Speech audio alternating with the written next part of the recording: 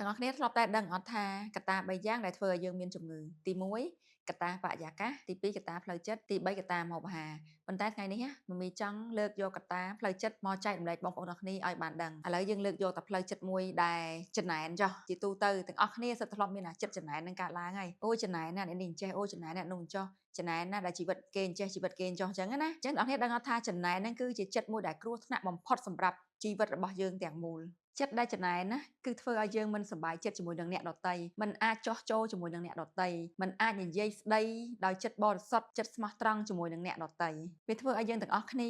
បាត់បង់សុភមង្គលផ្លូវចិត្តជាពិសេសនោះគឺផ្នត់គំនិតវិជ្ជមានការពិតណាយើងគួរតែបង្វែរចិត្តចំណែនហ្នឹងណាឲ្យទៅជាការជំរុញខ្លួនឯងអភិវឌ្ឍខ្លួនឯងវាប្រសើរជាងចិត្តចំណែនហ្នឹងណាវាអត់បានរុញបងប្អូនឲ្យឡើងទីខ្ពស់ទេប៉ុន្តែវាទាញបងប្អូនឲ្យធ្លាក់ដល់ដីអញ្ចឹងបងប្អូនដឹងណាថានៅពេលដែលយើងចាប់ដើមលេចចេញមកជាមួយនឹងភាពចំណែនណាយើងដឹងថាយើងអត់សប្បាយចិត្តទេអញ្ចឹងអាភាពអត់សប្បាយចិត្តហ្នឹងឲ្យធ្វើឲ្យយើងមានបញ្ហាផ្លូវចិត្តអញ្ចឹងប្រយ័ត្នឲ្យមែនតើណាកត្តាផ្លូវចិត្តហ្នឹងថ្ងៃក្រោយធ្វើឲ្យយើងទាំងអស់គ្នាកើតជំងឺមហារីកព្រោះរស់នៅជាមួយនឹងភាពអត់សប្បាយចិត្តកោសិកាដែលអត់សប្បាយចិត្តកោសិកាដែលគុំកោសិកាដែលចំណែនកោសិកាដែលកំហឹងកោសិកាដែលមិនព្រមលើកលែងទោសដូច្នេះចូលរស់នៅជាមួយនឹងផ្លូវចិត្តដែលវិជ្ជមានសប្បាយចិត្តដកភាពចំណែនចេញព្រោះភាពចំណែនអ្នកមានជួយឲ្យយើងថ្កើងថ្កានរីកចម្រើនរុងរឿងឯងចិត្តចំណែនណាមានតែធ្វើឲ្យយើងអន្តរាយ